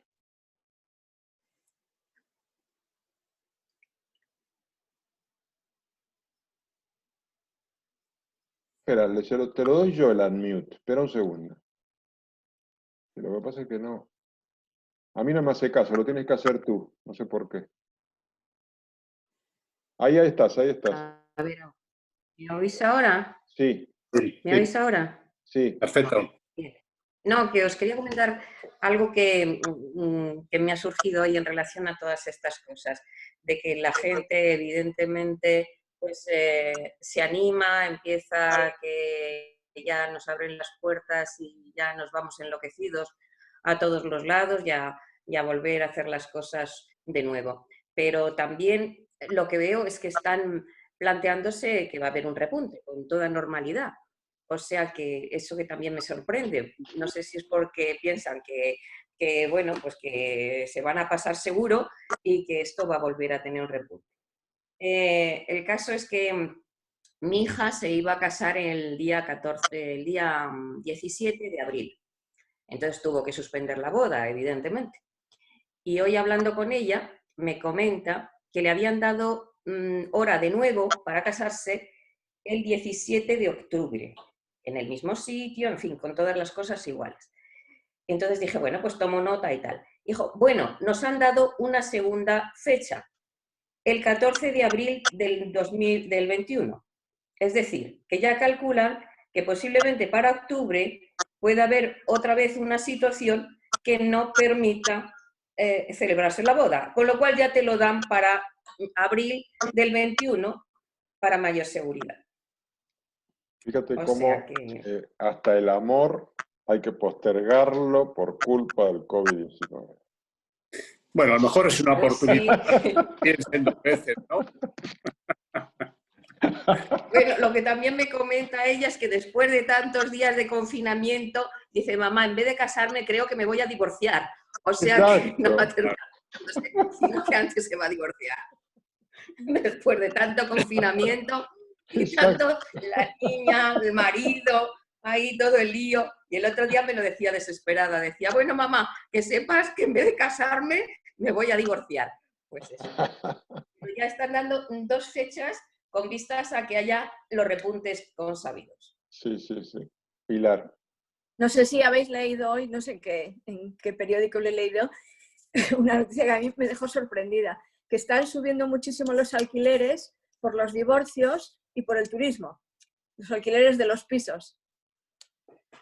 Es Ahí lo increíble, dejo. no sabía eso. Bueno, y también otro dato que me dieron el otro día, que han subido mucho la venta de prendas de vestir de cintura para arriba, camisetas, blusas y tal, pero no de cintura para abajo han bajado, es decir, no se venden pantalones. ¿Por qué? Porque no se ven en las videoconferencias. Claro. Pues, Sí, me a ver, levanto, Es un vamos a dato decir real. que tenemos de me cintura levanto para 20 abajo días, puestos sí. todos hoy. Nos enfocamos de Espera, cintura me para voy a abajo. A ver qué levantar, tenemos me voy a todos levantar, puestos. pero voy a apagar la cámara, ¿vale? No, esto es como, cuando yo era chico me gustaban mucho los 3 chiflados. No sé si se daba aquí esa serie, una serie norteamericana, creo que en España no la daban. No. Es increíble, fíjate, mi formación depende de esa serie, una serie absurda que veíamos todos los días al mediodía. Y una cosa que hacía muy graciosa a veces cuando tenían que estar de gala en un banquete o algo así, que en vez de ponerse toda la ropa de gala y tal, por ahí se ponían solo como un recorte de la camisa y luego con la chaqueta arriba, y eso venía con la pajarita, y daba el aspecto de que estaba todo bien, pero luego cuando se sacaba la chaqueta era solamente una falsa camisa con una pajarita. Y yo estoy pensando que eso puede llegar a tener sentido, Sí, sí. empezar a vender trozos de ropa, solamente lo que se ve desde aquí, digamos, del pecho para arriba, pero que sea de alto standing, y que no importa que sea de mucha calidad, sino que dé el pego en la videoconferencia. Y entonces te puedes comprar un montón Eso de ropa. pasaba antes mucho en los presentadores de los telediarios, que no les enfocaban más que hasta... Ahora ya sí que les enfocan todo el cuerpo, pero antes no, enfocaban solamente medio cuerpo. Y entonces mi hija, que trabajaba en televisión, pues decía que iban estupendamente vestidos lo que se veía, y que por debajo pues se iban pues de cualquier manera. Con las Incluso chanclas. se reía mucho Claro, porque está había bueno. un compañero que daba el tiempo, que dice que siempre iba con chancletas de estas de piscina, de chaca, chaca, chaca, y que cuando llegaba, que ya sabía que llegaba, y que nunca le enfocaban nada más que las chancletas no se le veían nunca, y que siempre iba con dice, ya viene el del tiempo con las chancletas. O sea que... Muy bueno. Bueno, pues nada, y así, riendo y comentando, hemos llegado prácticamente a las 2 horas, con lo cual yo propongo que levantemos sesión. Y nada, la próxima semana tenemos la última sesión de la nueva biología de la mente, y en 2 semanas la última sesión de contagio. Así que nada, muchas gracias a todos. Gracias. Buenas tardes. Gracias a ti, Jorge. Adiós. Pasarlo bien. Gracias. Hasta luego. Gracias. Adiós. Buen Adiós. viaje, Magda. Sí, buen viaje. Me voy a quedar. Me voy a quedar. No voy a ningún lado. Buenas semanas, hasta luego. Buena semana. Igualmente, hasta luego. Adiós. Chao.